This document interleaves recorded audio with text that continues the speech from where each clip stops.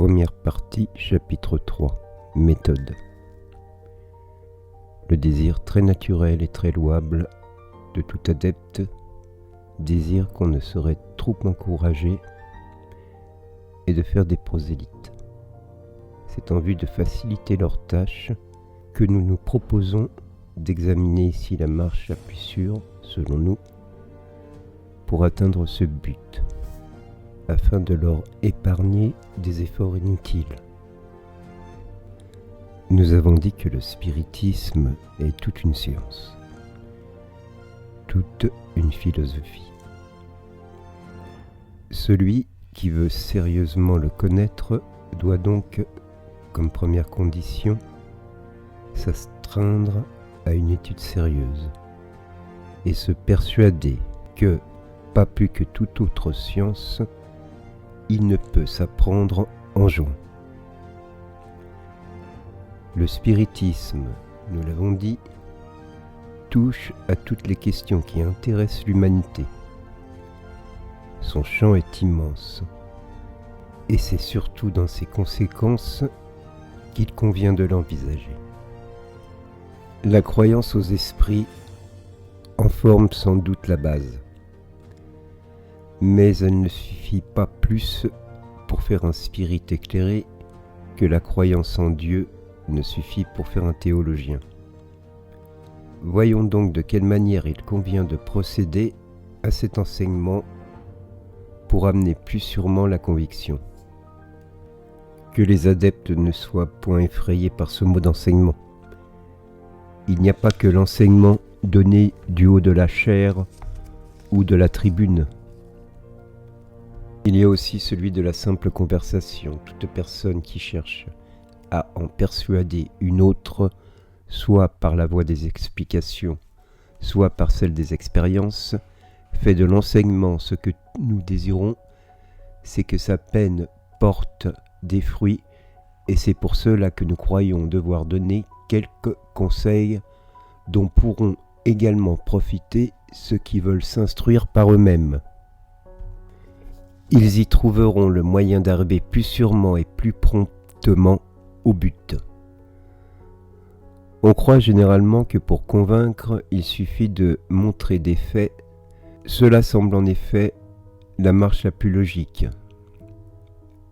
Et pourtant l'expérience montre que ce n'est pas toujours la meilleure, car on voit souvent des personnes que les faits les plus patents ne convainquent nullement.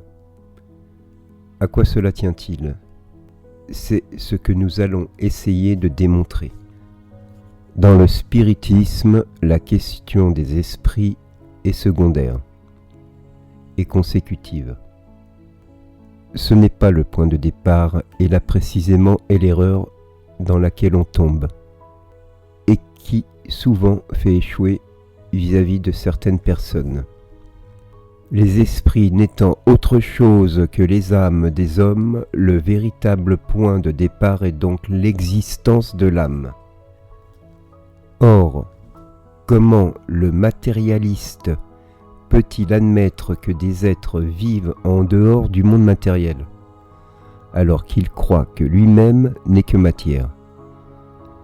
Comment peut-il croire à des esprits en dehors de lui quand il ne croit pas en avoir un en lui ? En vain accumulerait-on à ses yeux les preuves les plus palpables, il les contestera toutes, parce qu'il n'admet pas le principe. Tout enseignement méthodique doit procéder du connu à l'inconnu. Pour le matérialiste, le connu, c'est la matière. Partez donc de la matière et tâchez avant tout, en la lui faisant observer, de le convaincre qu'en lui, il y a quelque chose qui échappe aux lois de la matière.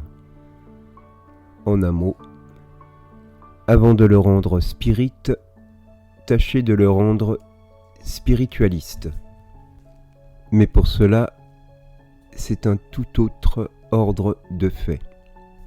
Un enseignement tout spécial, auquel il faut procéder par d'autres moyens. Lui parler des esprits avant qu'il soit convaincu d'avoir une âme, c'est commencer par où il faudrait finir. car il ne peut admettre la conclusion s'il n'admet pas les prémices. Avant donc d'entreprendre de convaincre un incrédule, même par les faits, il convient de s'assurer de son opinion par rapport à l'âme. C'est-à-dire, s'il croit à son existence, à sa survivance au corps, à son individualité après la mort, si sa réponse est négative, ce serait peine perdue que de lui parler des esprits. Voilà la règle. Nous ne disons pas qu'elle soit sans exception, mais alors c'est qu'il y a probablement une autre cause qui le rend moins réfractaire. Parmi les matérialistes, il faut distinguer deux classes. Dans la première, nous mettrons ceux qui le sont par système. Chez eux, ce n'est point le doute, c'est la négation absolue. Raisonner à leur manière, à leurs yeux, l'homme n'est qu'une machine qui va tant qu'elle est montée, qui se détraque et dont après la mort, il ne reste que la carcasse. Leur nombre est heureusement fort restreint et ne constitue nulle part une école hautement avouée. Nous n'avons pas besoin d'insister sur les déplorables effets qui résulteraient pour l'ordre social de la vulgarisation d'une pareille doctrine. Nous nous sommes suffisamment étendus sur ce sujet dans le livre des esprits. Quand nous avons dit que le doute cesse chez les incrédules en présence d'une explication rationnelle, il faut en exempter les matérialistes quand même, ceux qui nient toute puissance et tout principe intelligent en dehors de la matière. La plupart s'obstinent dans leurs opinions par orgueil et croient leur amour propre, engagé, à y persister. Ils y persistent envers et contre toute preuve contraire, parce qu'ils ne veulent pas avoir le dessous. Avec ces gens-là, il n'y a rien à faire. Il ne faut même pas se laisser prendre au faux semblant de sincérité de ceux qui disent « Faites-moi voir et je croirai ». Il y en a qui sont plus francs et qui disent carrément « Je verrai que je ne croirai pas ». La seconde classe de matérialistes est de beaucoup la plus nombreuse, car le vrai matérialisme est un sentiment antinaturel, comprend ceux qui le sont par indifférence, et que l'on peut dire, faute de mieux, ils ne le sont pas de propos délibérés, et ne demandent pas mieux que de croire, car l'incertitude est pour eux tout un tourment. Il y a en eux une vague aspiration vers l'avenir, mais cet avenir leur a été présenté sous des couleurs que leur raison ne peut pas accepter.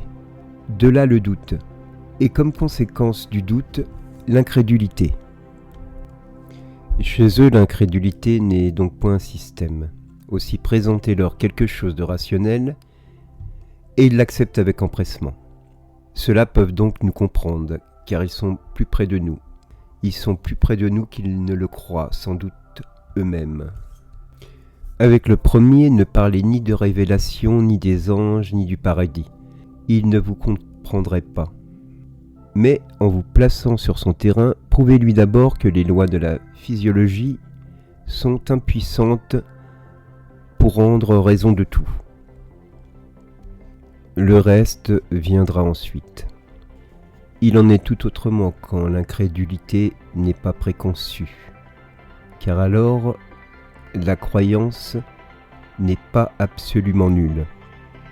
C'est en germe latent, étouffé par de mauvaises herbes, mais qu'une étincelle peut ranimer. C'est l'aveugle à qui on rend la vue, et qui est joyeux de revoir la lumière, c'est le naufragé à qui l'on tend une planche de salut. À côté des matérialistes proprement dits, il y a une troisième classe d'incrédules, qui bien que spiritualistes, au moins de nom, n'en sont pas moins réfractaires.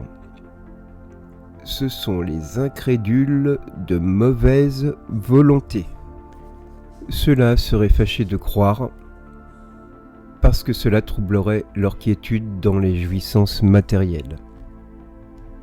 Ils craignent d'y voir la condamnation de leurs ambitions, de leur égoïsme et des vanités humaines dont ils font leur délice.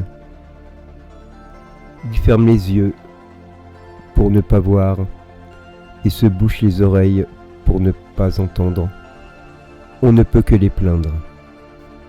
Nous ne parlerons que pour mémoire d'une quatrième catégorie que nous appellerons celle des incrédules, intéressés ou de mauvaise foi. Ceux-là savent très bien à quoi s'en tenir sur le spiritisme. Mais ostensiblement, ils le condamnent par des motifs d'intérêt personnel. D'eux, il n'y a rien à dire, comme il n'y a rien à faire avec eux. Si le matérialiste pur se trompe, il a au moins pour lui l'excuse de la bonne foi. On peut le ramener en lui prouvant son erreur. Ici, c'est un parti pris contre lequel tous les arguments viennent se briser.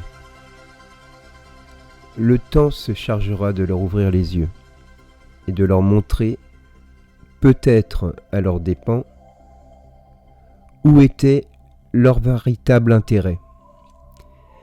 Car ne pouvant empêcher la vérité de se répandre, ils seront entraînés par le torrent avec eux les intérêts qu'ils croyaient sauvegarder.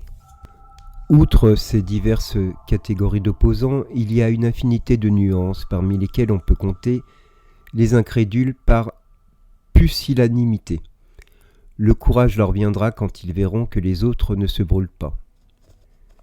Les incrédules par scrupule religieux, une étude éclairée leur apprendra que le spiritisme s'appuie sur les bases fondamentales de la religion et qu'il respecte toutes les croyances. Qu'un de ses effets est de donner des sentiments religieux à ceux qui n'en ont pas, de les fortifier chez eux en qui ils sont chancelants. Puis viennent les incrédules par orgueil, par esprit de contradiction, par insouciance, par légèreté, etc., etc.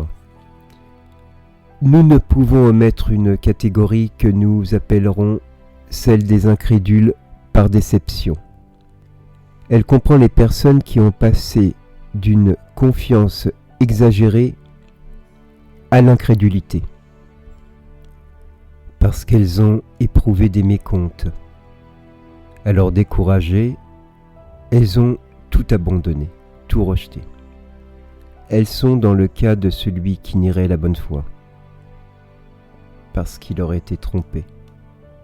C'est encore une étude incomplète du spiritisme et d'un défaut d'expérience. Celui qui est mystifié par les esprits, c'est généralement parce qu'il leur demande ce qu'ils ne doivent pas ou ne peuvent pas dire, ou parce qu'il n'est pas assez éclairé sur la chose pour discerner la vérité de l'imposture. Beaucoup d'ailleurs ne voient dans le spiritisme qu'un nouveau moyen de divination et s'imaginent que les esprits sont faits pour dire la bonne aventure. Or les esprits légers moqueurs ne se font pas faute de s'amuser à leurs dépens. C'est ainsi qu'ils annonceront des maris aux jeunes filles à l'ambitieux, des honneurs, des héritages, des trésors cachés, etc. De là souvent des déceptions désagréables, mais dont l'homme sérieux et prudent sait toujours se préserver. Une classe très nombreuse, la plus nombreuse même de toutes, mais qui ne saurait être rangée parmi les opposants, est celle des incertains.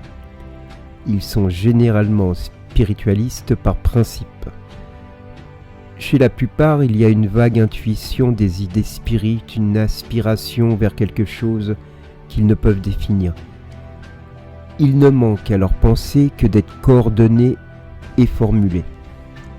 Le spiritisme, pour eux, comme un trait de lumière, c'est la clarté qui dissipe le brouillard. Aussi l'accueille-t-il avec empressement, parce qu'il les délivre des angoisses de l'incertitude.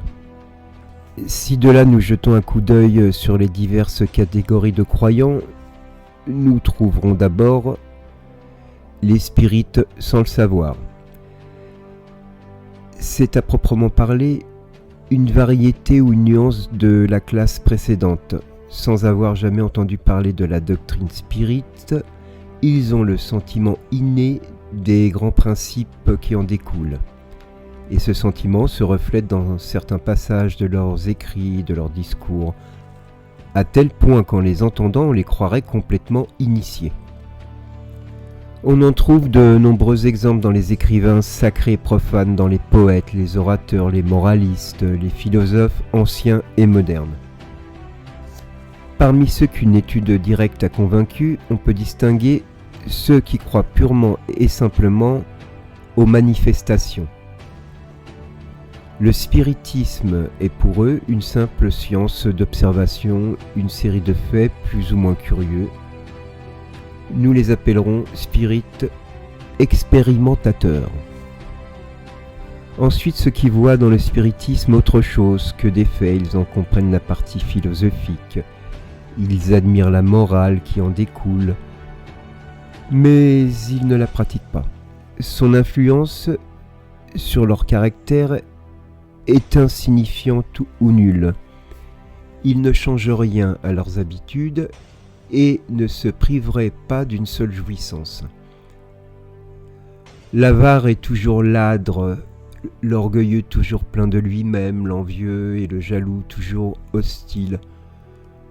Pour eux, la charité chrétienne n'est qu'une belle maxime, ce sont les spirites imparfaits, ceux qui ne se contentent pas d'admirer la morale spirite, mais qui la pratiquent et en acceptent toutes les conséquences. Convaincus que l'existence terrestre est une épreuve passagère, ils tâchent de mettre à profit ces courts instants pour marcher dans la voie du progrès, qui seul peut les élever dans la hiérarchie du monde des esprits, en s'efforçant de faire le bien et de réprimer leurs penchants mauvais. Leurs relations sont toujours sûres, car leurs convictions les éloignent de toute pensée du mal.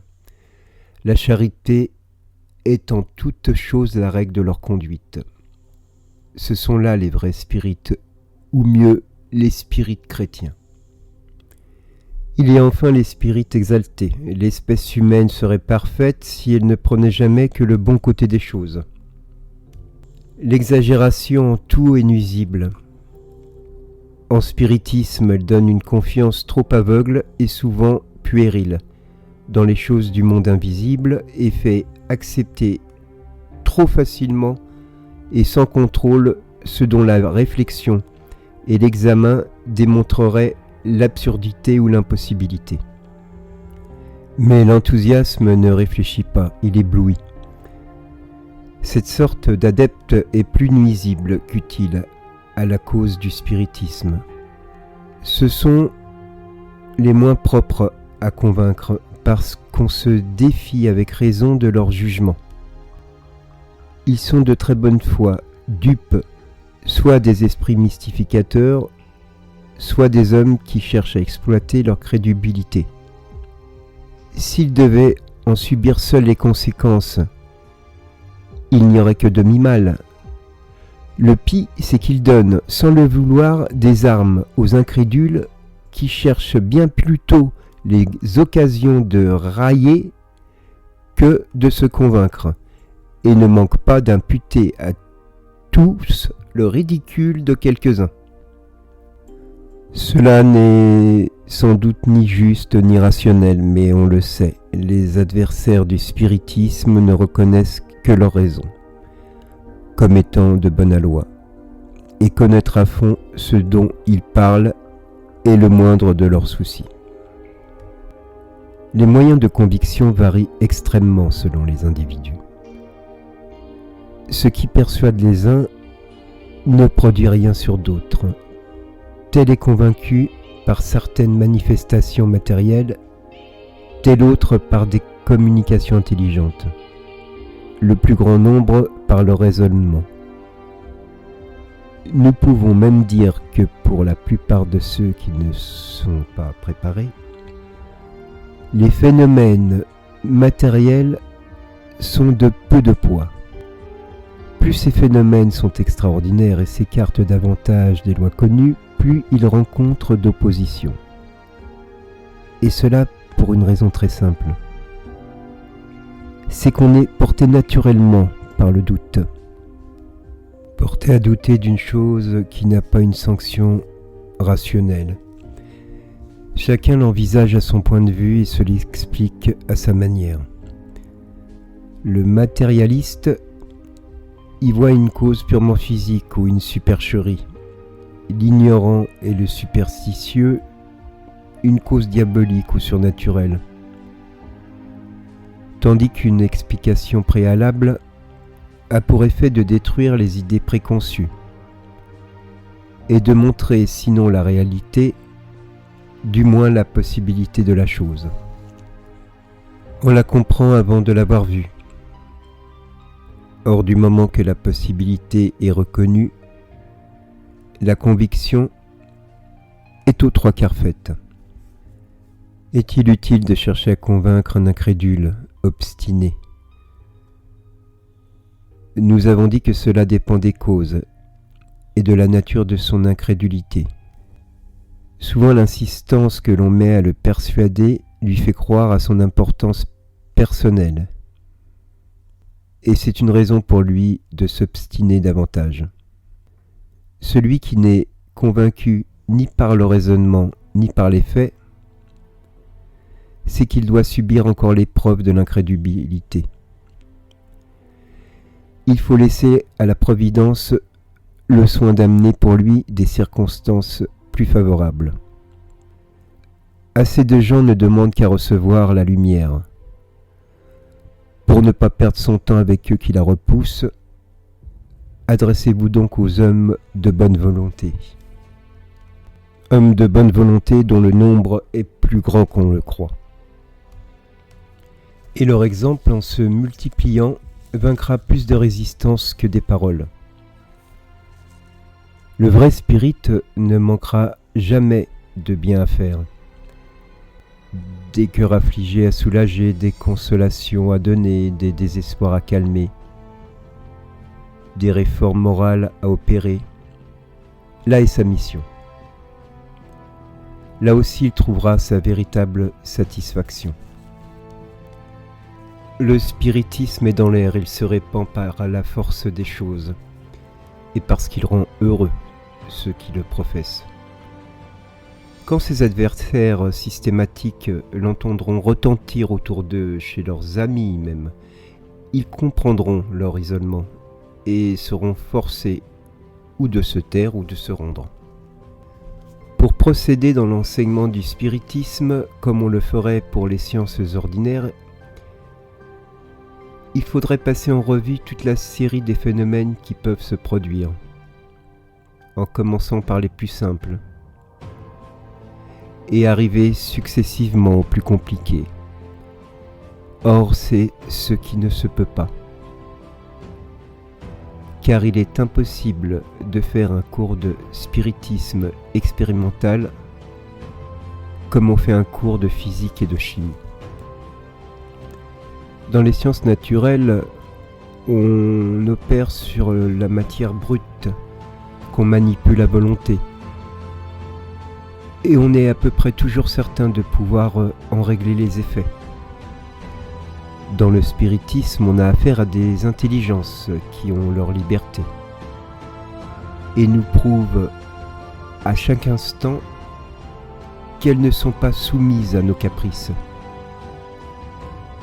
Il faut donc observer, attendre les résultats, les saisir au passage. Aussi dirons-nous hautement que quiconque se flatterait de les obtenir à volonté ne peut être qu'un ignorant ou un imposteur. C'est pourquoi le spiritisme vrai ne se mettra jamais en spectacle et ne montera jamais sur les tréteaux. Il y a même quelque chose d'illogique à supposer que les esprits viennent faire la parade et se soumettent à l'investigation comme des objets de curiosité. Les phénomènes peuvent donc ou faire défaut lorsqu'on en aurait besoin, ou se présenter dans un tout autre ordre que celui qu'on désire. Ajoutons encore que pour les obtenir, il faut des personnes douées de facultés spéciales, et que ces facultés varient à l'infini, selon l'aptitude des individus.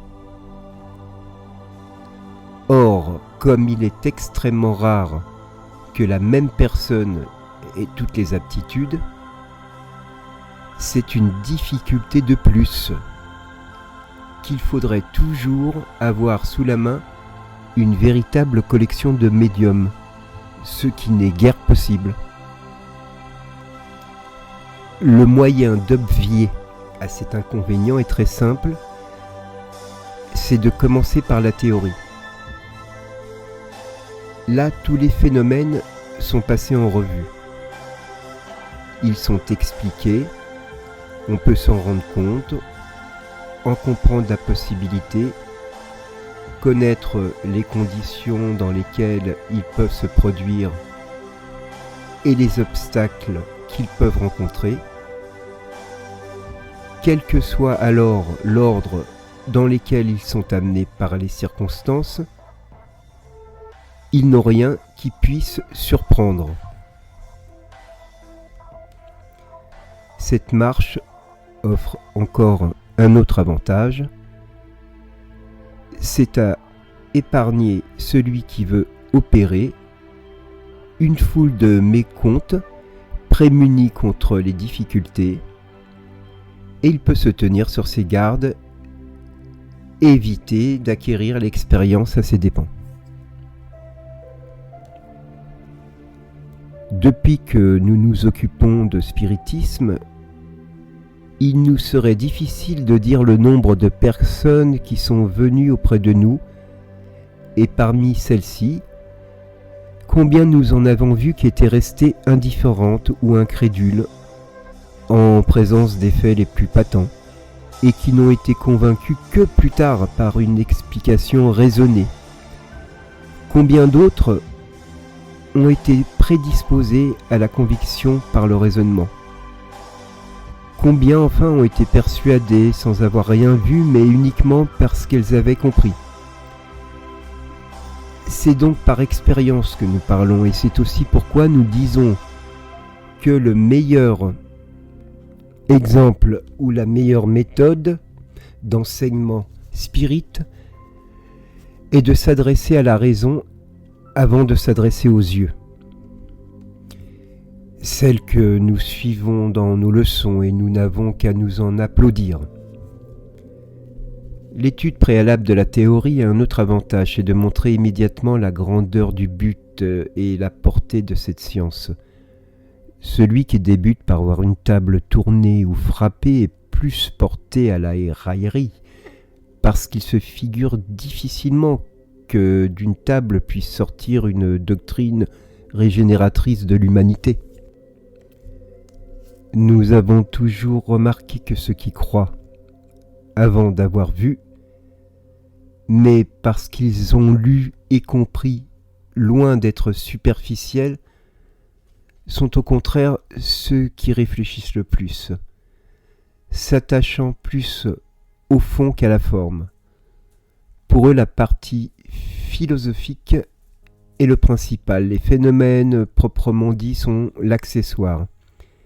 Ils se disent qu'alors, même que ces phénomènes n'existeraient pas, il n'en resterait pas moins une philosophie qui seule résout des problèmes insolubles jusqu'à ce jour,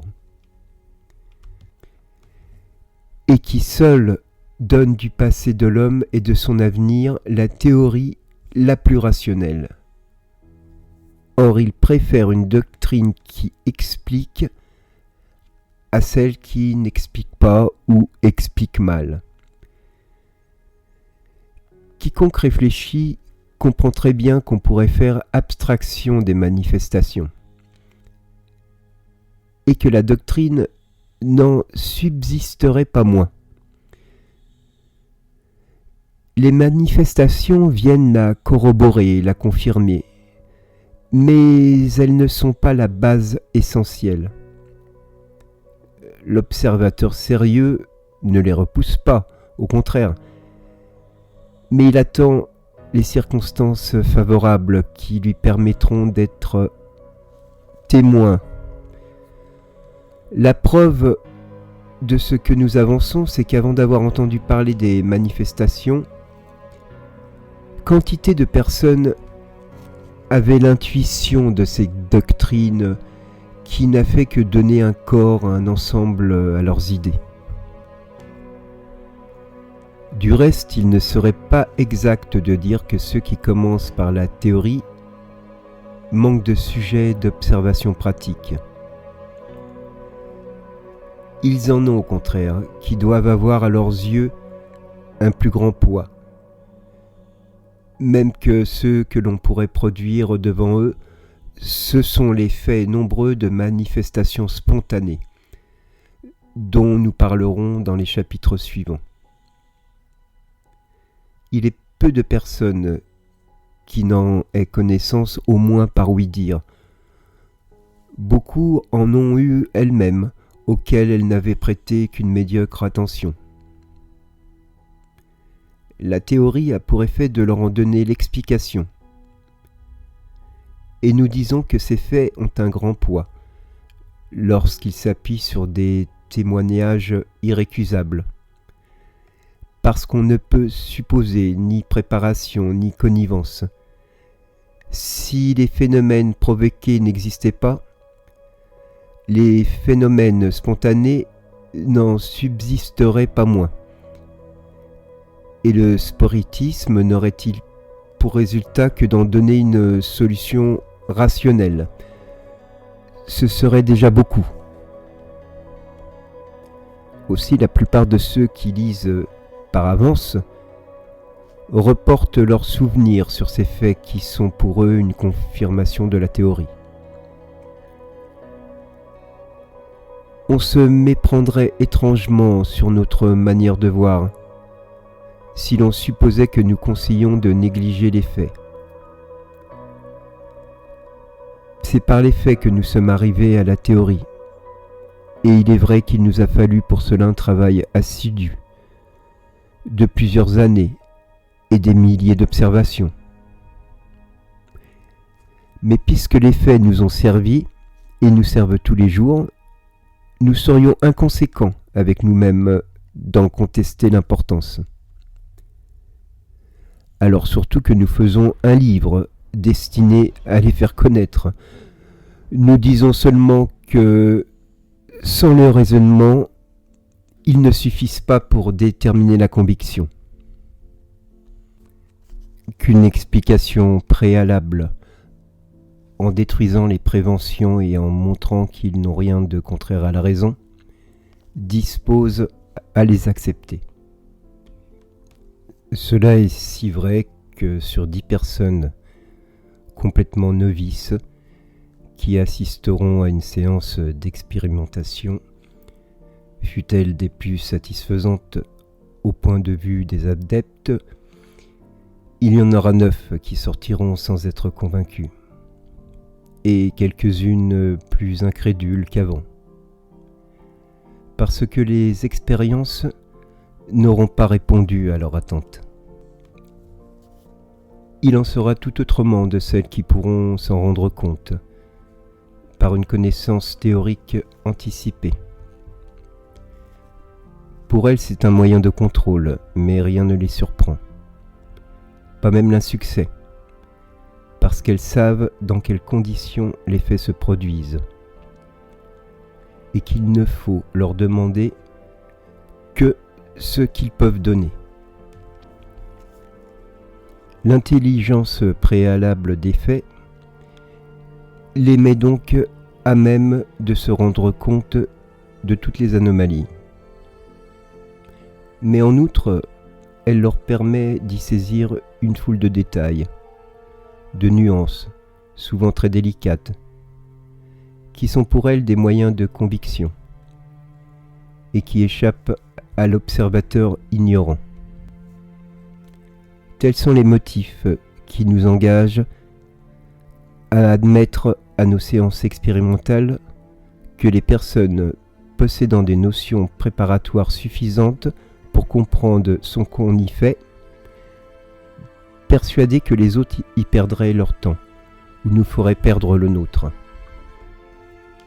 Ceux qui voudraient acquérir ces connaissances préliminaires par la lecture de nos ouvrages, voici l'ordre que nous leur conseillons. Premièrement, qu'est-ce que le spiritisme ?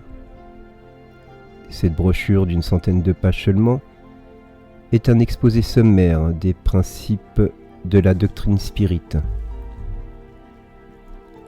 Un coup d'œil général qui permet d'embrasser l'ensemble sous un cadre restreint. En peu de mots, on voit le but et l'on peut juger de sa portée.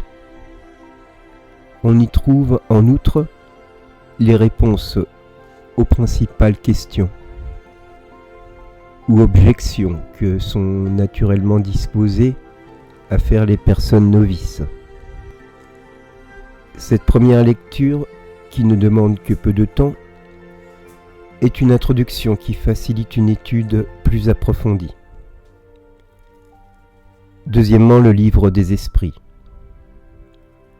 Il contient la doctrine complète, dictée par les esprits eux-mêmes, avec toute sa philosophie et toutes ses conséquences morales. C'est la destinée de l'homme dévoilée, l'initiation à la nature des esprits et au mystère de la vie d'outre-tombe.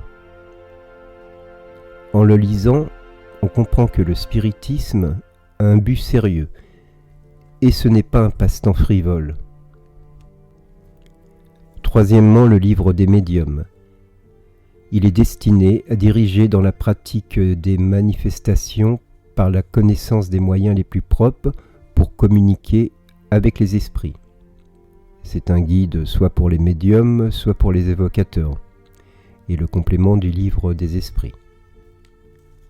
Quatrièmement, la revue Spirit, c'est un recueil varié de faits, d'explications théoriques et de morceaux détachés qui complètent ce qui est dit dans les deux précédents ouvrages, et qui en quelque sorte l'application. La lecture peut en être faite en même temps, mais elle sera plus profitable et plus intelligible, surtout après celle du livre des esprits. Voilà pour ce qui nous concerne. Ceux qui veulent tout connaître dans une science doivent nécessairement lire tout ce qui est écrit sur la matière, ou tout au moins les choses principales, et ne pas se borner à un seul auteur. Ils doivent même lire le pour et le contre. Les critiques, aussi bien que les apologies, s'initier aux différents systèmes afin de pouvoir juger par la comparaison. Sous ce rapport, nous ne préconisons ni ne critiquons aucun ouvrage. Ne voulons influencer en rien sur l'opinion qu'on peut s'en former. Apportons notre pierre à l'édifice, nous nous mettons sur les rangs. Il ne nous appartient pas d'être juge et partie. Et nous n'avons pas la ridicule prétention d'être seuls dispensateurs de la lumière. C'est au lecteur à faire la part du bon et du mauvais, du vrai et du faux. Fin du chapitre 3 de la première partie. Chapitre 4, Système.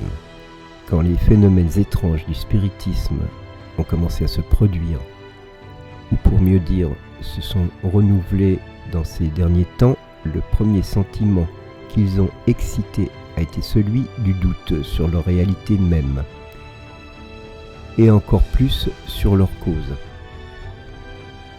Lorsqu'ils ont été avérés par des témoignages irrécusables et par les expériences que chacun a pu faire, il est arrivé que chacun les ait à interpréter à sa manière, selon ses idées personnelles, ses croyances ou ses préventions. De là plusieurs systèmes qu'une observation plus attentive devait réduire à leur juste valeur. Les adversaires du spiritisme ont cru trouver un argument dans cette divergence d'opinion, en disant que les spirites eux-mêmes ne sont pas d'accord entre eux. C'était une bien pauvre raison, si l'on réfléchit, que les pas de toute science naissante sont nécessairement incertains, jusqu'à ce que le temps ait permis de rassembler et de coordonner les faits qui peuvent s'asseoir sur l'opinion à mesure que les faits se complètent et sont mieux observés. Les idées prématurées s'effacent et l'unité s'établit, du moins sur les points fondamentaux, si ce n'est dans tous les détails. C'est ce qui a eu lieu pour le spiritisme.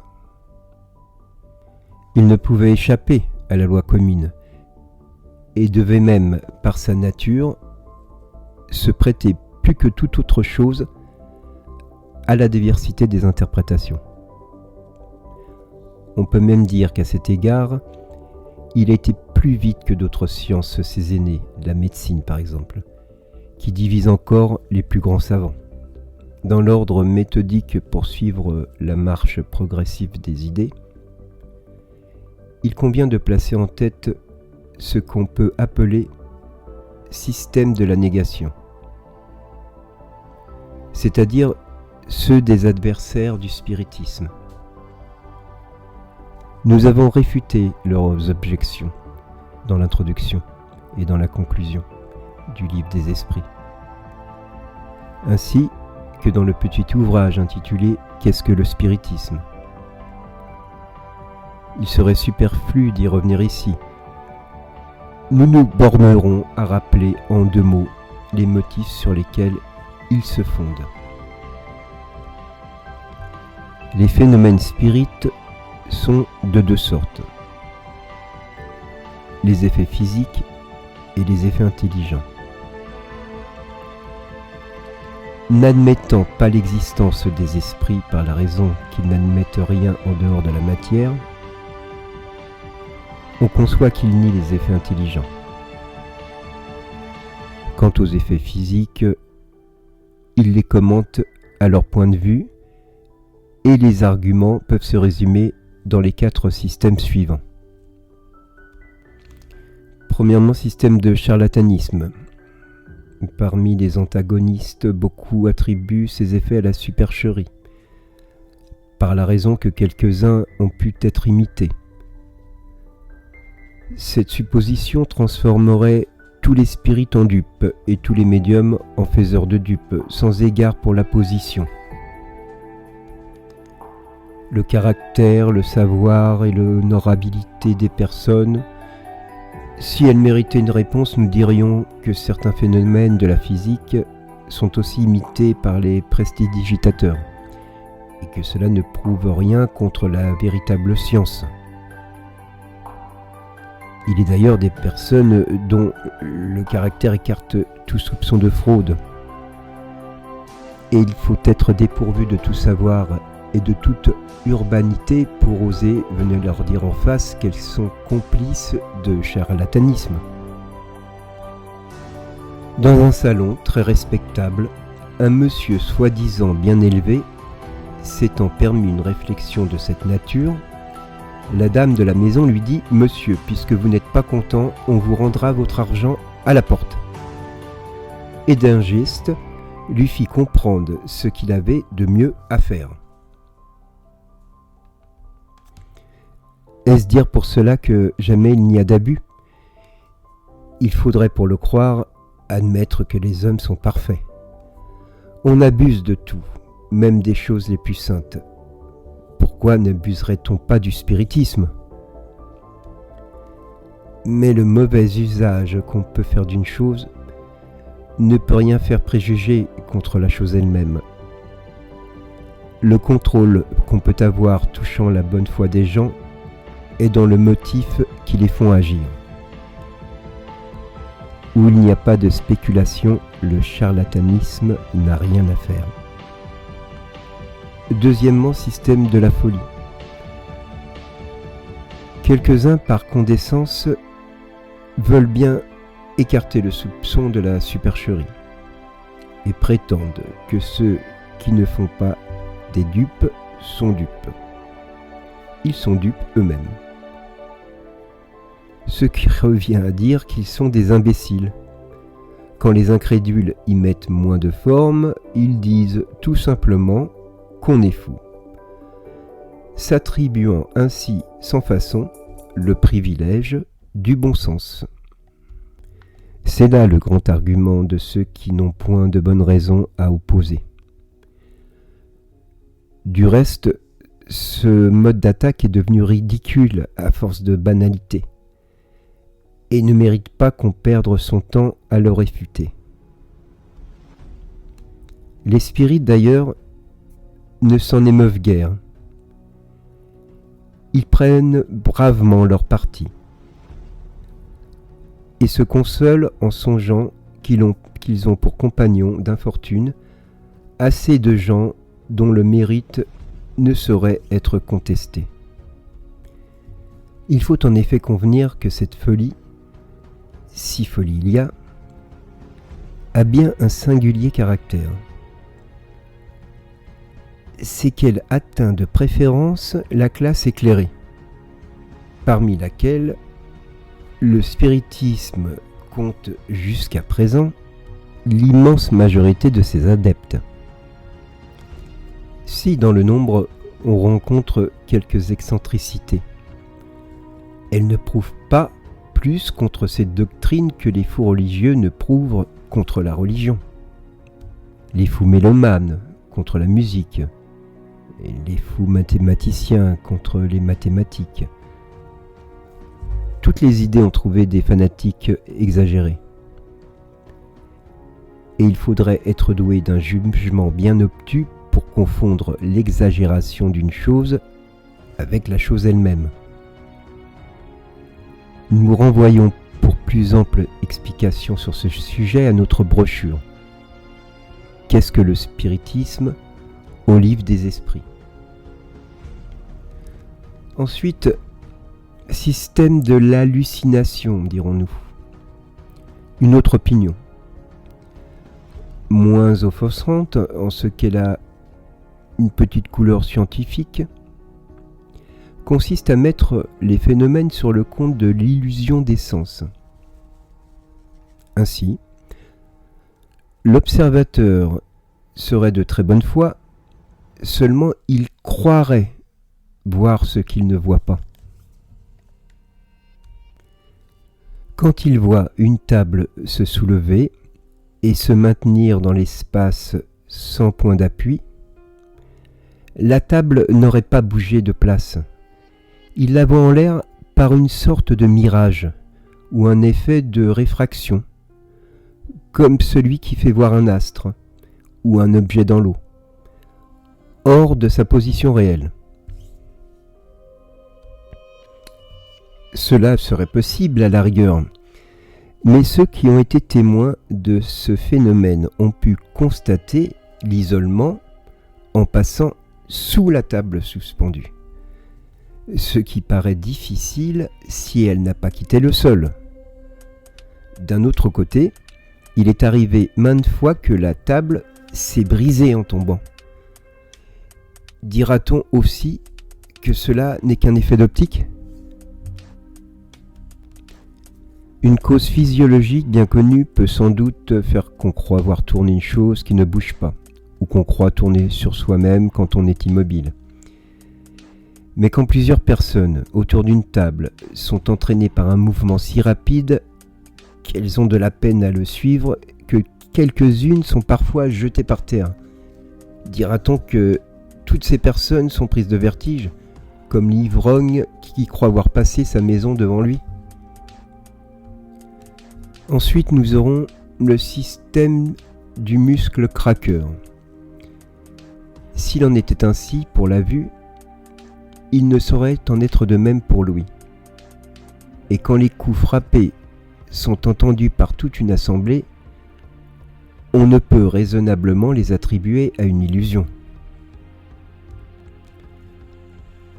Nous écartons bien entendu toute idée de fraude, et nous supposons qu'une observation attentive a constaté qu'ils ne sont dus à aucune cause fortuite ou matérielle.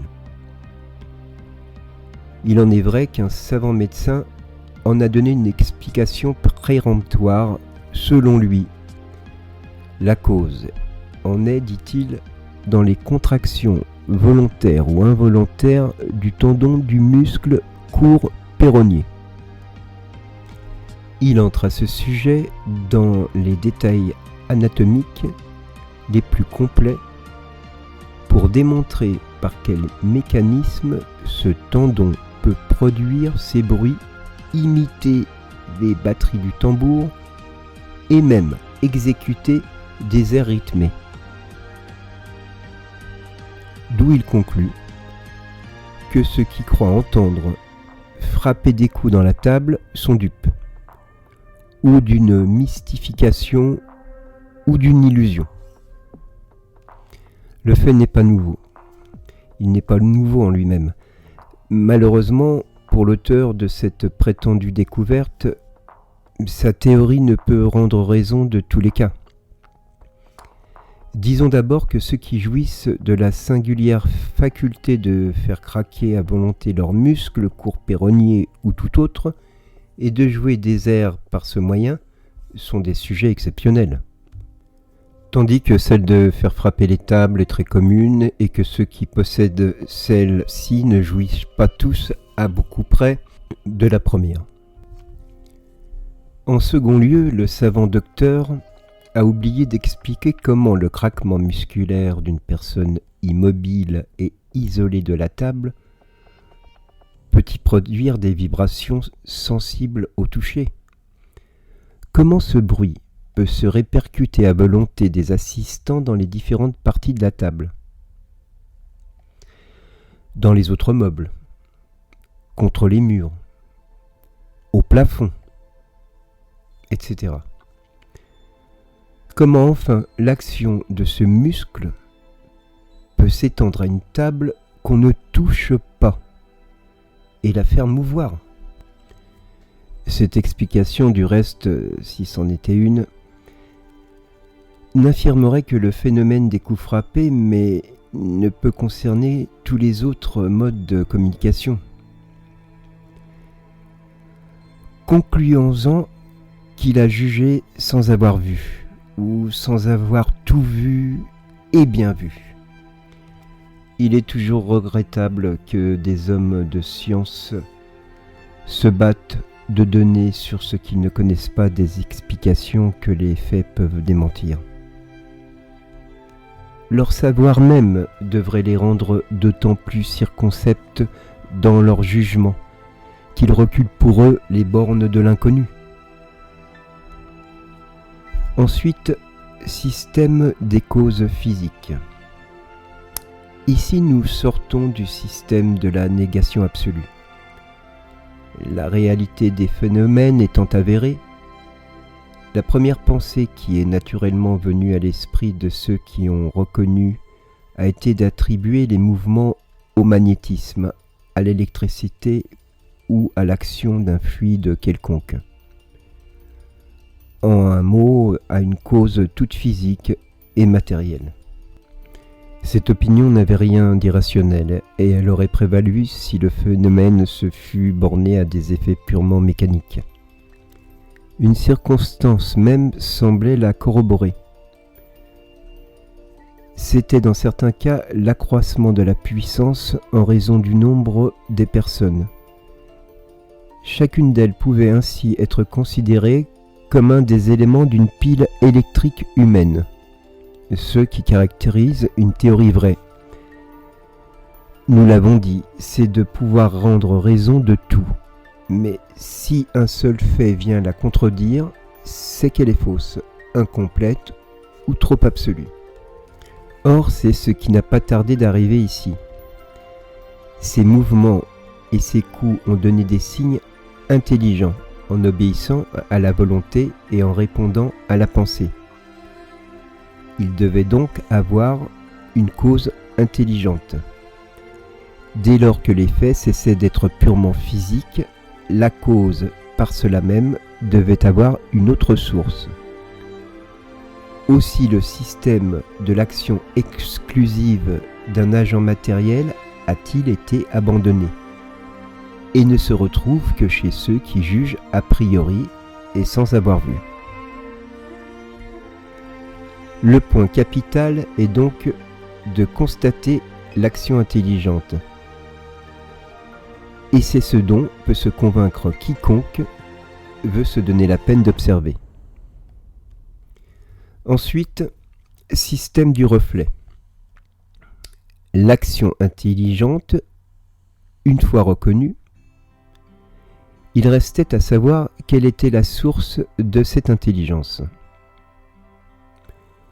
On a pensé que ce pouvait être celle du médium ou des assistants, qui se réfléchissaient comme la lumière ou les rayons sonores. Cela était possible. L'expérience seule pouvait dire son dernier mot. Mais d'abord, remarquons que ce système s'écarte déjà complètement de l'idée purement matérialiste. Pour que l'intelligence des assistants puisse se reproduire par voie indirecte, il fallait admettre en l'homme un principe en dehors de l'organisme.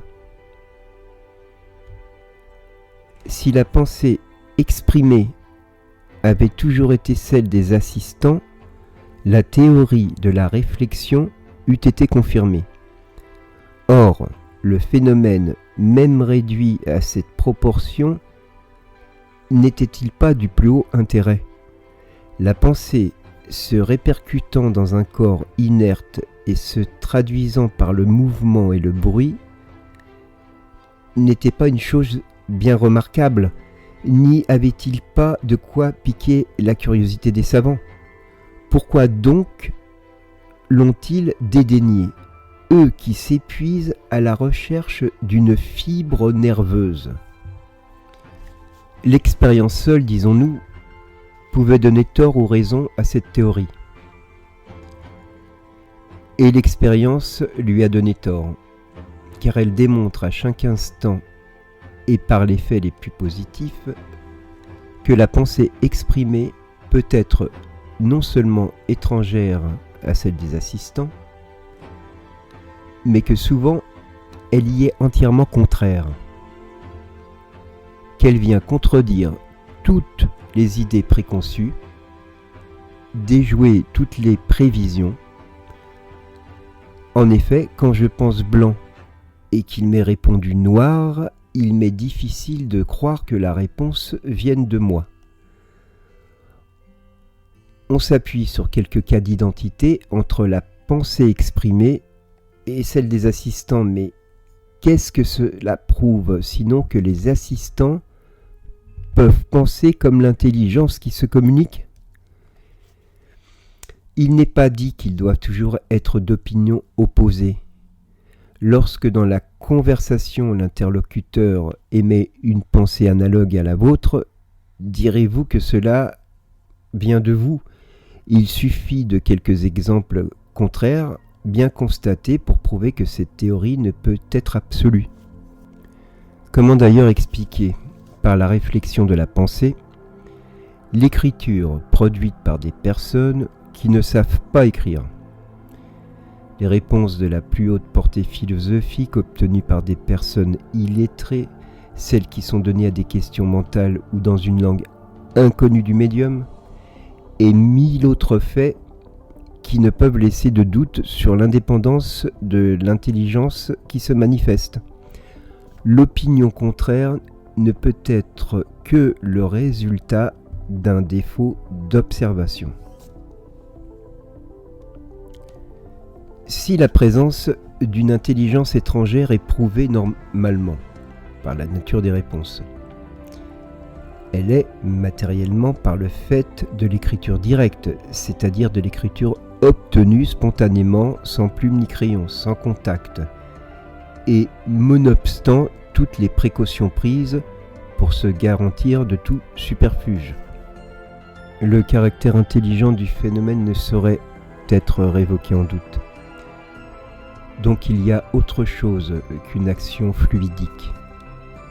Ensuite, la spontanéité de la pensée exprimée en dehors de toute attente, de toute question proposée, ne permet pas d'y voir un reflet de celle des assistants. Le système du reflet est assez désobligeant dans certains cas. Quand dans une réunion de personnes honnêtes survient inopinément une de ces communications révoltantes de grossièreté, ce serait faire un fort mauvais compliment aux assistants de prétendre qu'elle provient de l'un d'eux. Et il est probable que chacun s'empresserait de la répudier. Ensuite, système de l'âme collective. C'est une variante du précédent. Selon ce système, l'âme seule du médium se manifeste, mais elle s'identifie avec celle de plusieurs autres vivants, présents ou absents, et forme un tout collectif, réunissant les aptitudes, l'intelligence et les connaissances de chacun. Quoique la brochure où cette théorie est exposée soit intitulée La Lumière, elle nous a semblé d'un style très obscur. Nous avouons l'avoir peu comprise, et nous n'en parlons que pour mémoire. C'est d'ailleurs, comme beaucoup d'autres, une opinion individuelle qui a fait peu de prosélytes. Le nom d'Emma Tirpsé est celui que prend l'auteur pour désigner l'être collectif qu'il représente. Il prend pour épigraphe « Il n'est rien de caché qui ne doive être connu ». Cette proposition est évidemment fausse, car il est une foule de choses que l'homme ne peut et ne doit pas savoir. Bien présomptueux serait celui qui prétendrait pénétrer tous les secrets de Dieu. Ensuite, système somnambulique. Celui-ci a eu plus de partisans et en compte même encore quelques-uns. Comme le précédent, il admet que toutes les communications intelligentes ont leur source dans l'âme ou esprit du médium. Mais pour expliquer son aptitude à traiter des sujets en dehors de ses connaissances, au lieu de supposer en lui une âme multiple, il attribue cette aptitude à une surexcitation momentanée des facultés mentales, à une sorte d'état somnambulique ou extatique qui exalte et développe son intelligence.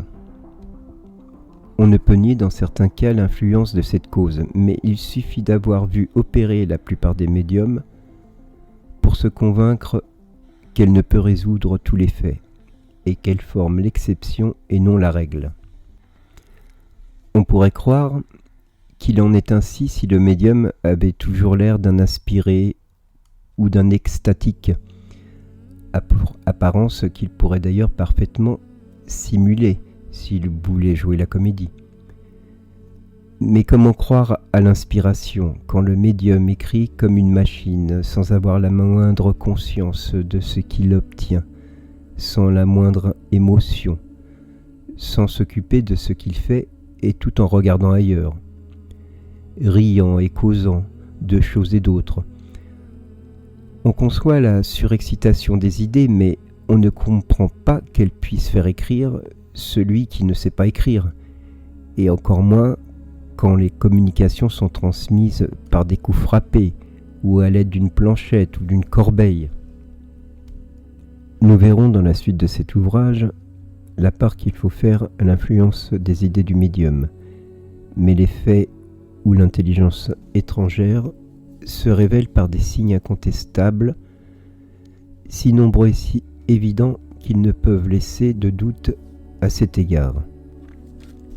Le tort de la plupart des systèmes éclos à l'origine du spiritisme est d'avoir tiré des conclusions générales de quelques faits isolés. Ensuite, système pessimiste, diabolique ou démoniaque. Ici, nous entrons dans un autre ordre d'idées. L'intervention d'une intelligence étrangère étant constatée, il s'agissait de savoir quelle était la nature de cette intelligence. Le moyen le plus simple était sans doute de lui demander. Mais certaines personnes n'ont pas trouvé là une garantie suffisante et n'ont voulu voir dans toutes les manifestations qu'une œuvre diabolique. Selon elles, le diable ou les démons peuvent se communiquer. Quoique ce système trouve peu d'écho aujourd'hui, il n'en a pas moins joui un instant de quelque crédit par le caractère même de ceux qui ont cherché à le faire prévaloir. Nous ferons toutefois remarquer que les partisans du système démoniaque ne doivent point être rangés parmi les adversaires du spiritisme, bien au contraire. Que les êtres qui se communiquent soient des démons ou des anges, ce sont toujours des êtres incorporels. Or, admettre la manifestation des démons, c'est toujours admettre la possibilité de communiquer avec le monde invisible, ou tout au moins avec une partie de ce monde. La croyance à la communication exclusive des démons, quelque irrationnelle qu'elle soit, pouvait ne pas sembler impossible alors que l'on regardait les esprits comme des êtres créés en dehors de l'humanité. Mais depuis que l'on sait que les esprits ne sont autre chose que les âmes de ceux qui ont vécu, elle a perdu tout son prestige, et l'on peut dire toute vraisemblance, car elle s'ensuivrait que toutes ces âmes sont des démons, fussent-elles celles d'un père, d'un fils ou d'un ami, et que nous-mêmes, en mourant, nous devenons des démons. Doctrine peu flatteuse et peu consolante pour beaucoup de gens. Il sera bien difficile de persuader à une mère que l'enfant chéri qu'elle a perdu et qui vient lui donner, après sa mort, des preuves de son affection et de son identité, soit un suppôt de Satan.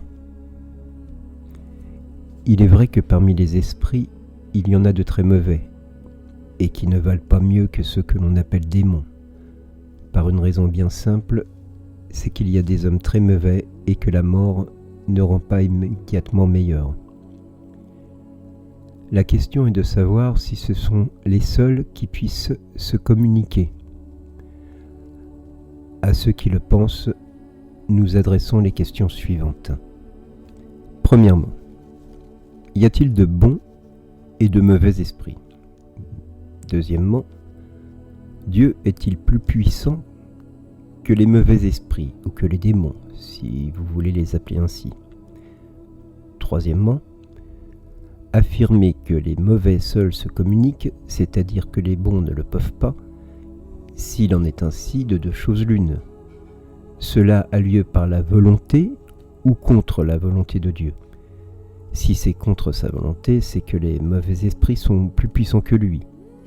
Si c'est par sa volonté, pourquoi dans sa bonté ne le permettrait-il pas aux bons pour contrebalancer l'influence des autres? Quatrièmement, quelle preuve pouvez-vous donner de l'impuissance des bons esprits à se communiquer? Cinquièmement, lorsque l'on vous oppose la sagesse de certaines communications, vous répondez que le démon prend tous les masques pour mieux séduire. Nous savons en effet qu'il y a des esprits hypocrites qui donnent à leur langage un faux vernis de sagesse, mais admettez-vous que l'ignorance puisse contrefaire le vrai savoir, et une mauvaise nature contrefaire la vraie vertu, sans laisser rien percer qui puisse déceler la fraude. Sixièmement, si le démon seul se communique, puisqu'il est l'ennemi de Dieu et des hommes, pourquoi recommande-t-il de prier Dieu, de se soumettre à sa volonté, de subir sans murmure les tribulations de la vie, de n'ambitionner ni les honneurs ni les richesses, de pratiquer la charité et toutes les maximes du Christ, en un mot, de faire tout ce qui est nécessaire pour détruire son empire. Si c'est le démon qui donne de tels conseils, il faut convenir que tout rusé qu'il est, il est bien maladroit de fournir des armes contre lui-même. Septièmement, puisque les esprits se communiquent, c'est que Dieu le permet, en voyant les bonnes et les mauvaises communications, n'est-il pas plus logique de penser que Dieu permet les unes pour nous éprouver et les autres pour nous conseiller le bien? Huitièmement, que penseriez-vous d'un père qui laisserait son enfant à la merci des exemples et des conseils pernicieux et qui écarterait de lui, qui lui interdirait de voir les personnes qui pourraient le détourner du mal? Ce qu'un bon père ne ferait pas, doit-on penser que Dieu, qui est la bonté par excellence, fasse moins que ne ferait un homme? Neuvièmement, et l'Église reconnaît comme authentiques certaines manifestations de la Vierge et autres saints, dans des apparitions, visions, communications orales, etc. Cette croyance n'est-elle pas contradictoire avec la doctrine de la communication exclusive des démons? Nous croyons que certaines personnes ont professé cette théorie de bonne foi. Nous croyons aussi que plusieurs l'ont fait uniquement en vue de détourner, de s'occuper de ces choses à cause des mauvaises communications que l'on est exposé à recevoir. En disant que le diable se manifeste, elles ont voulu effrayer, à peu près comme lorsqu'on dit à un enfant « Ne touche pas à cela parce que cela brûle ». L'intention peut être louable, mais le but est manqué, car la défense seule excite la curiosité, et la peur du diable retient bien peu de gens. On veut le voir, ne serait-ce que pour voir comment il est fait, et l'on est tout étonné de ne pas le trouver aussi noir qu'on l'avait cru. Ne pourrait-on pas aussi voir un autre motif à cette théorie exclusive du diable? Il y a des gens qui trouvent que tous ceux qui ne sont pas de leur avis ont tort. Or, ceux qui prétendent que toutes les communications sont l'œuvre du démon, ne seraient-ils pas mus par la crainte de ne pas trouver les esprits d'accord avec eux sur tous les points? Plus encore sur ceux qui touchent aux intérêts de ce monde qu'à ceux de l'autre. Ne pouvant nier les faits, ils ont voulu les présenter d'une manière effrayante.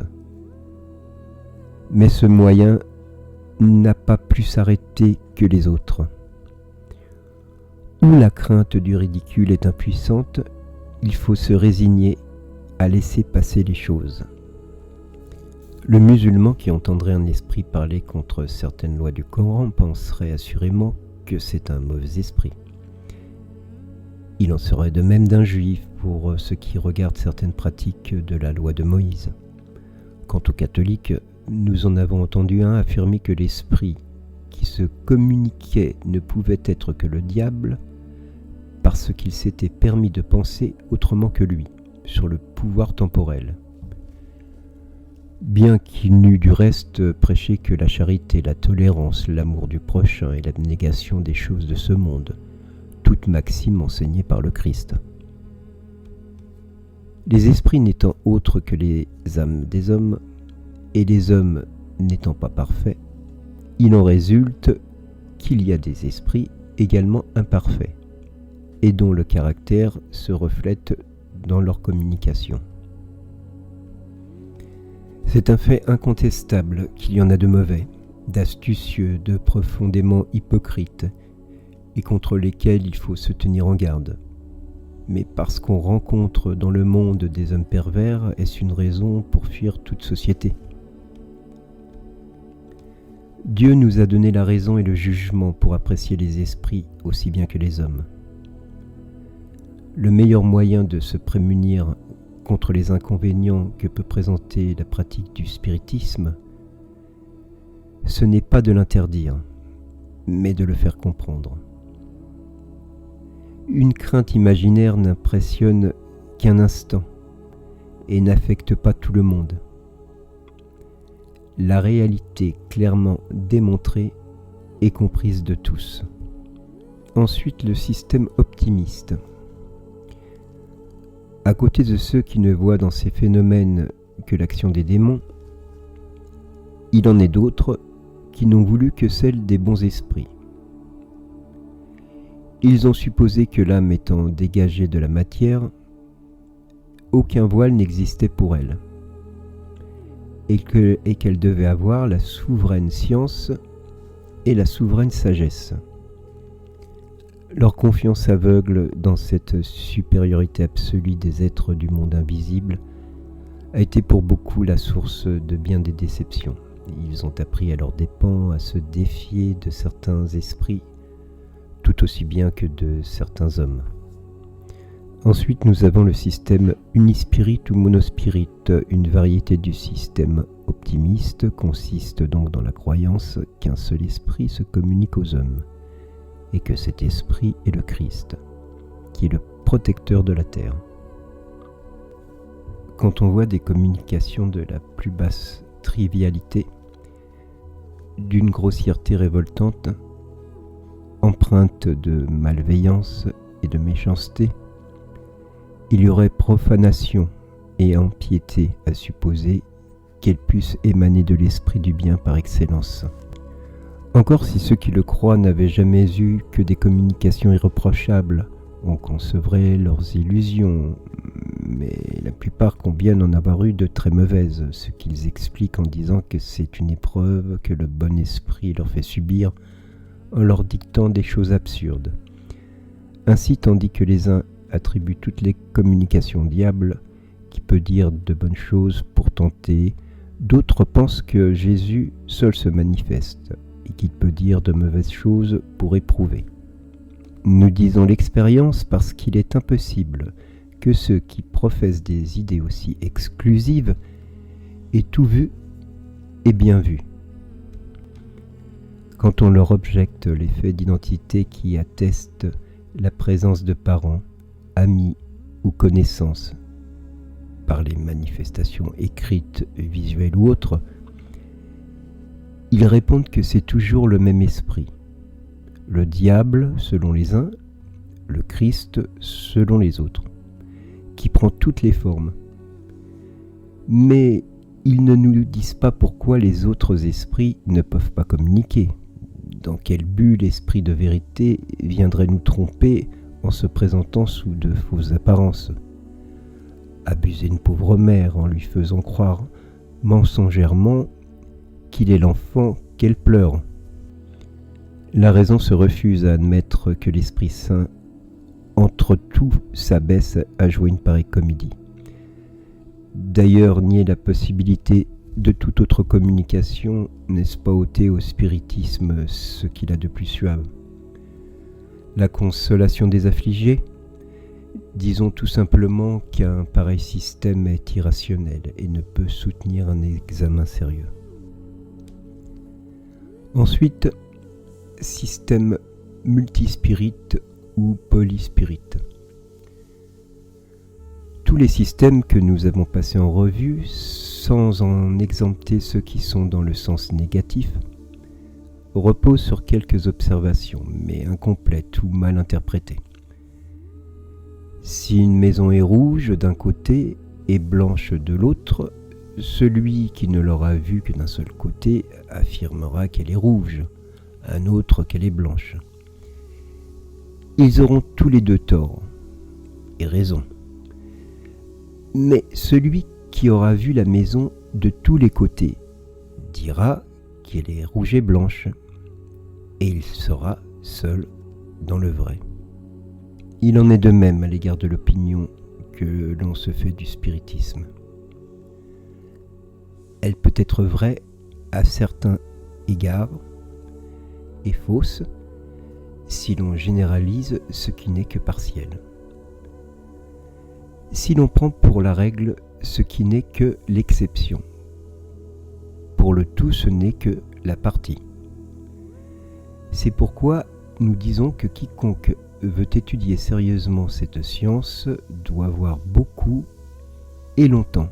Le temps seul lui permettra de saisir les détails, de remarquer les nuances délicates, d'observer une multitude de faits caractéristiques qui seront pour lui des traits de lumière. Mais s'il s'arrête à la surface, il s'expose à porter un jugement prématuré et par conséquent erroné. Voici les conséquences générales qui ont été déduites d'une observation complète et qui forment maintenant la croyance. On peut le dire de l'universalité des spirites, car les systèmes restrictifs ne sont plus que des opinions isolées. Premièrement, les phénomènes spirites sont produits par des intelligences extracorporelles, autrement dit par des esprits. Deuxièmement, les esprits constituent le monde invisible, ils sont partout. Les espaces en sont peuplés à l'infini, il y en a sans cesse autour de nous avec lesquels nous sommes en contact. Troisièmement, les esprits réagissent incessamment sur le monde physique et sur le monde moral, et sont une des puissances de la nature. Quatrièmement, les esprits ne sont pas des êtres à part dans la création, ce sont les âmes de ceux qui ont vécu sur la terre ou dans d'autres mondes, et qui ont dépouillé leur enveloppe corporelle, d'où il suit que les âmes des hommes sont des esprits incarnés, et qu'en mourant, nous devenons des esprits. Cinquièmement, il y a des esprits de tous les degrés, de bonté et de malice, de savoir et d'ignorance. Sixièmement, ils sont tous soumis à la loi du progrès et peuvent tous arriver à la perfection. Mais comme ils ont leur libre arbitre, ils y arrivent dans un temps plus ou moins long selon leurs efforts et leur volonté.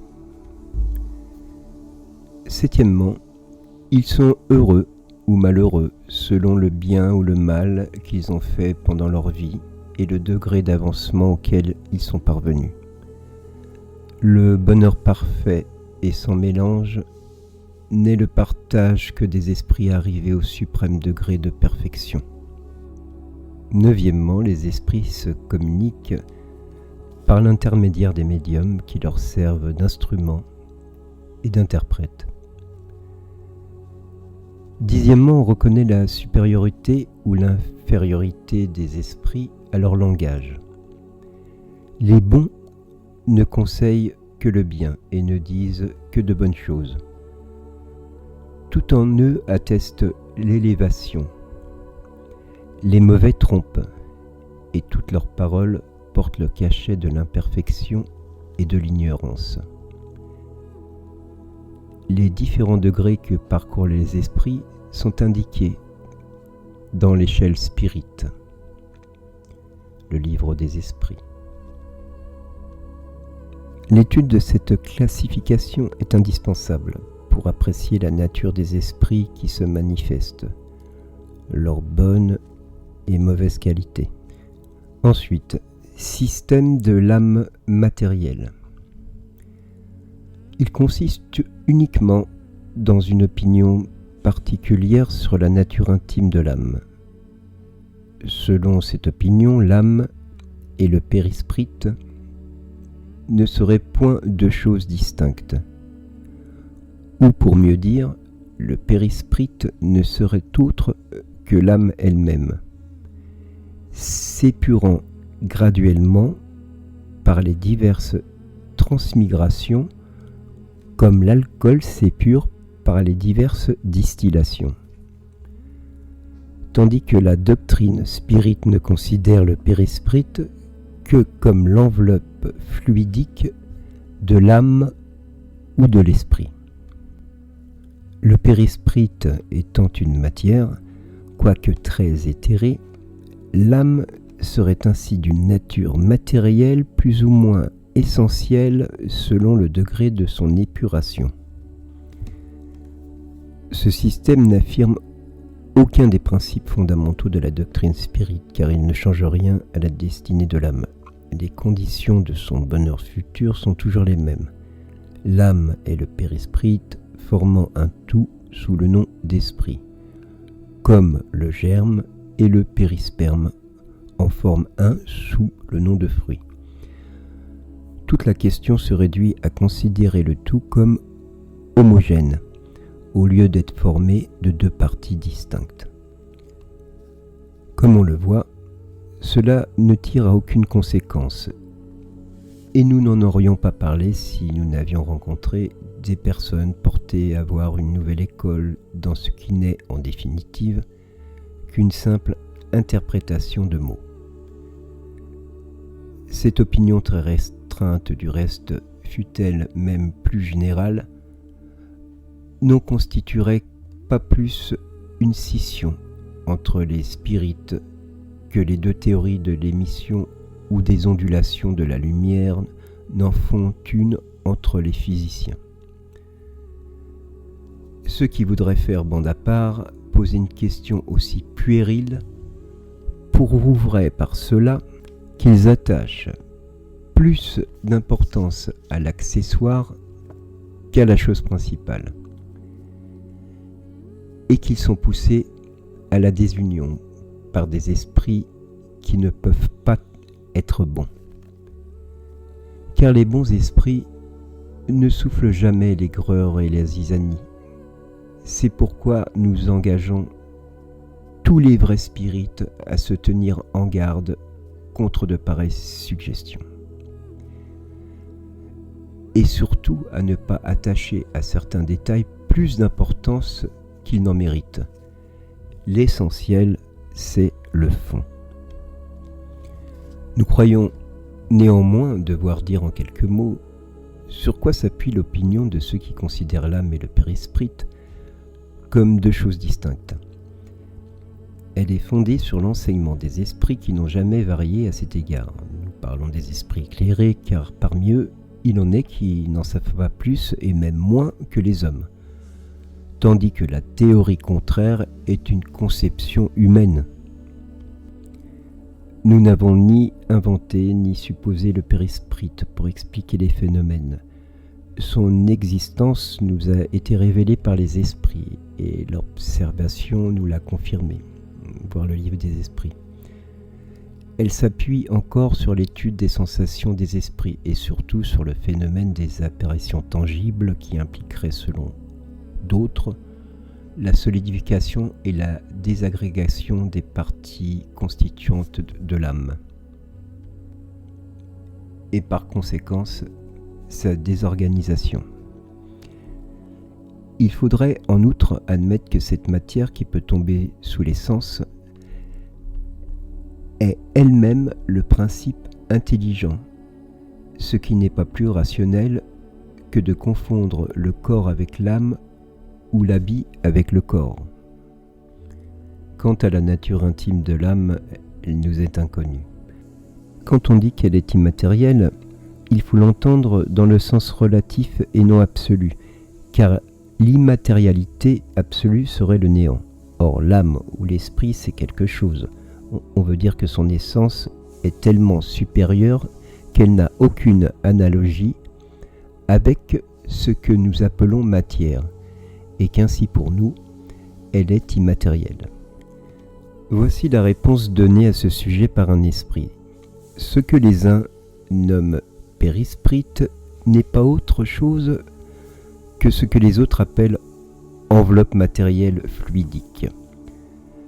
Je dirais, pour me faire comprendre d'une manière plus logique, que ce fluide est la perfectibilité des sens, l'extension de la vue et des idées. Je parle ici des esprits élevés. Quant aux esprits inférieurs, les fluides terrestres sont encore complètement inhérents à eux. Donc, cette matière, comme vous voyez, déla les souffrances de la faim, du froid, etc. Souffrances que ne peuvent endurer les esprits supérieurs, attendu que les fluides terrestres sont épurés autour de la pensée, c'est-à-dire de l'âme. L'âme, pour son progrès, a toujours besoin d'un agent. L'âme sans agent n'est rien pour vous, ou pour mieux dire, ne peut être conçue par vous. Le périsprit, pour nous autres, esprits errants, est l'agent par lequel nous communiquons avec vous, soit indirectement par votre corps ou votre esprit, soit directement à votre âme. De là, des infinies nuances de médium et de communication. Maintenant reste le point de vue scientifique, c'est-à-dire l'essence même du périsprit. Ceci est une autre affaire. Comprenez d'abord moralement, il ne reste plus qu'une discussion sur la nature des fluides. Ce qui est inexplicable pour le moment, la science ne connaît pas assez, mais on y arrivera si la science veut marcher avec le spiritisme. Le périsprit peut varier et changer à l'infini. L'âme est la pensée, elle ne change pas de nature. Sous ce rapport, n'allez pas plus loin. C'est un point qui ne peut être expliqué. Croyez-vous que je ne cherche pas comme vous? Vous cherchez le périsprit, nous autres maintenant, nous cherchons l'âme. Attendez donc. Ainsi, des esprits que l'on peut considérer comme avancés n'ont pu encore sonder la nature de l'âme. Comment pourrions-nous le faire nous-mêmes? C'est donc perdre son temps que de vouloir scruter le principe des choses qui, ainsi qu'il est dit dans le livre des esprits, est dans les secrets de Dieu. Prétendre fouiller à l'aide du spiritisme ce qui n'est pas encore du ressort de l'humanité, c'est le détourner de son véritable but. C'est faire comme l'enfant qui voudrait en savoir autant que le vieillard. Que l'homme fasse tourner le spiritisme à son amélioration morale, c'est l'essentiel. Le surplus n'est qu'une curiosité stérile et souvent orgueilleuse, dont la satisfaction ne lui fera faire aucun pas en avant. Le seul moyen d'avancer, c'est de devenir meilleur. Les esprits qui ont dicté le livre qui porte leur nom ont prouvé leur sagesse en se renfermant pour ce qui concerne le principe des choses, dans les limites que Dieu ne permet pas de franchir, laissant aux esprits systématiques et présomptueux la responsabilité des théories anticipées et erronées, plus séduisantes que solides et qui tomberont un jour devant la raison, comme tant d'autres sortis des cerveaux humains. Ils n'ont dit que juste ce qui était nécessaire pour faire comprendre à l'homme l'avenir qui l'attend, et par cela même l'encourager au bien. Fin du chapitre 4 de la première partie.